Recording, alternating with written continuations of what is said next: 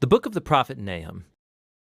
This short prophetic book is a collection of poems announcing the downfall of one of Israel's worst oppressors, the ancient empire of Assyria, and its capital city, Nineveh. The Assyrians arose as one of the world's first great empires, and their expansion into Israel resulted in the total destruction and exile of the northern kingdom and its tribes.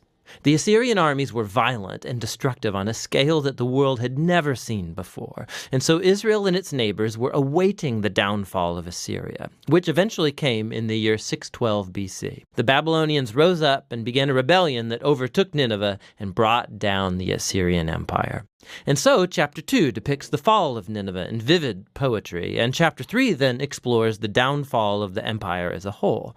But this book isn't just an angry tirade against Israel's enemies. The introductory chapter shows us that there is way, way more going on here. The book opens with an incomplete alphabet poem that begins by describing a powerful appearance of God's glory. It's very similar to how the previous book, Micah, began and how the next book, Habakkuk, is going to conclude. And it's God, the all-powerful creator, coming to confront the nations and bring his justice on their evil. And the poem opens by quoting from the famous line of God's self-description after the golden calf incident in the book of Exodus chapter 34. The Lord is slow to anger. He's great in power. He won't leave evil unpunished. And so the rest of the poem goes back and forth, contrasting the fate of the arrogant, violent nations with the fate of God's faithful remnant. When God brings down all the arrogant empires, he will provide refuge for those who humble themselves before him.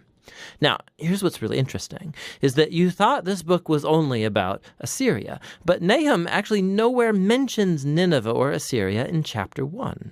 And when he describes the downfall of the bad guys, he uses Isaiah's language about the fall of Babylon, which happened much later in history. And not only that, Nahum also describes the downfall of the bad guys as good news for the remnant of God's people. It's a direct allusion to Isaiah's good news about the downfall of Babylon. And so all these little details from chapter 1, they come together to make a key point. For Nahum, the fall of Nineveh is being presented as an example, as an image of how God is at work in history in every age, how he won't allow the arrogant or violent empires of our world to endure forever. And so the message of Nahum is actually very similar to that of Daniel. Assyria stands in a long line of violent empires throughout history, and Nineveh's fate is a memorial to God's commitment to bring down the violent and the arrogant in every age. With this perspective from the opening chapter, the book then returns to its focus on Assyria. And so chapter 2 describes the Battle of Nineveh and the overthrow of the city in progressive stages. So first we see the front line of Babylonian soldiers, and then we read about the charge of the chariots, and then the chaos on the city walls as the city is breached, then the slaughter of Nineveh's people, then the plundering of the city. Chapter 3 goes on to describe the results of the city's downfall for the empire as a whole.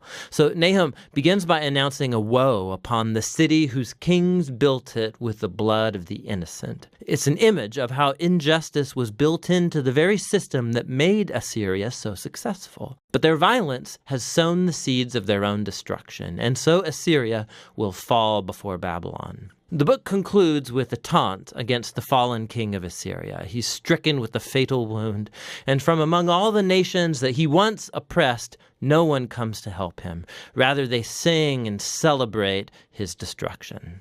And that's how the book ends.